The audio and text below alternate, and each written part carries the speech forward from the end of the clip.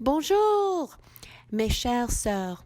Pendant ce temps, je sais que vous apprenez l'anglais et ne pas avoir notre équipement de traduction pour vous aider les choses doivent être encore plus difficiles.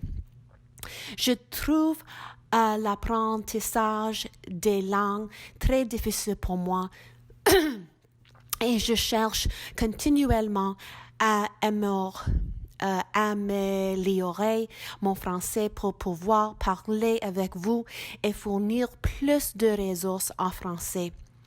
Ma prononciation peut être d'un dialecte différent ou difficile pour certains, mais je voulais offrir cette offre d'amour pour vous aujourd'hui.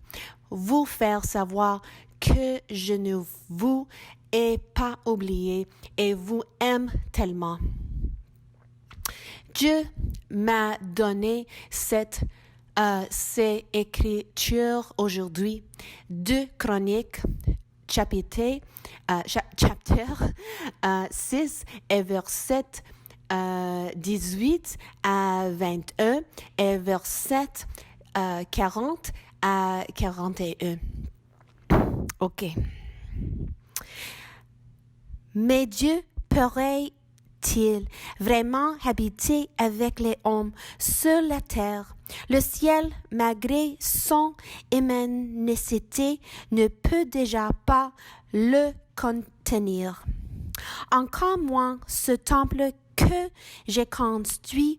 Pourtant, Seigneur mon Dieu, tourne-toi vers moi, attends ma prière suppliant. Oui, écoute l'appel pressant que je t'adresse. Ouvre tes yeux, considère ce temple avec bienveillance, jour et nuit, puis que c'est le lieu dont tu as dit que tu y manifesterais ta présence. Écoute la prière que je t'adresse ici. Écoute mes appels et l'appel que Israël, ton peuple, t'adresse. Tournez-vous ce lieu, écoute-nous. Seigneur dans le ciel, là où tu habites, écoute-nous et pardonne-nous. OK, encore. Encore pour moi. Mon Dieu, ouvre tes yeux. Sois attentif à la prière que je t'adresse en cet instant et en ce lieu. Et maintenant, Seigneur Dieu, accompagnez le coffre sacré où réside ta présence. En viens en ce lieu destiné à ton repos. Que t'es prête, Seigneur Dieu, portant avec eux le salut comme ils portent leurs vêtements. Que tes fidèles laissant éclater leur joie et leur bonheur. Merci. Merci, mes Seigneurs. OK.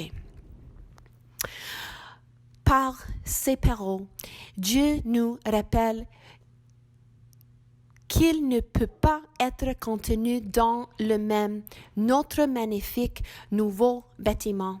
C'est le moment de nous concentrer sur la mission mondiale de Dieu, alors que nous regardons le monde et le crayon de Dieu et lui comme l'Église et comme son temple.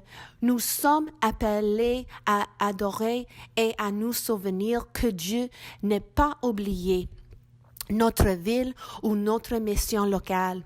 C'est sa saison pour nous recentrer, pour que nous fassions de sa mission plus grand notre priorité, sachant qu'il le fera et qu'il veille et garde notre mission locale. Dieu nous écoute et reçoit nos offrandes sacrificielles d'argent, de temps et d'adoration dans notre lieu.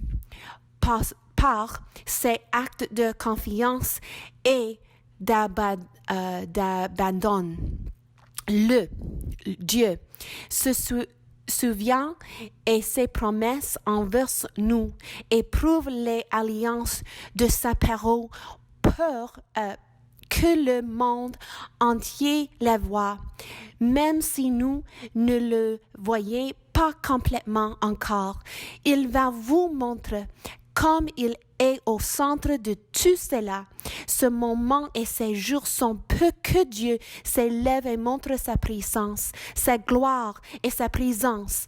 Dieu bénit son peuple maintenant et nous verrons en temple et le travail qu'il a fait est fait pour nous. Il est toujours dans votre maison et le temple.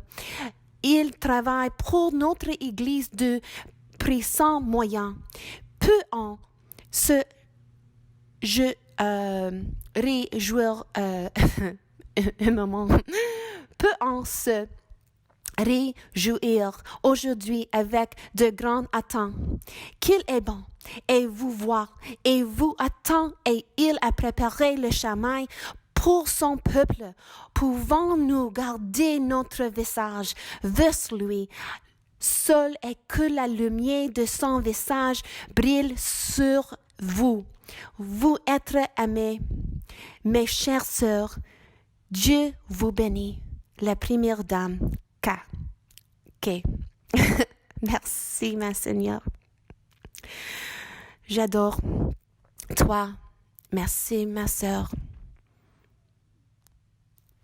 Avec.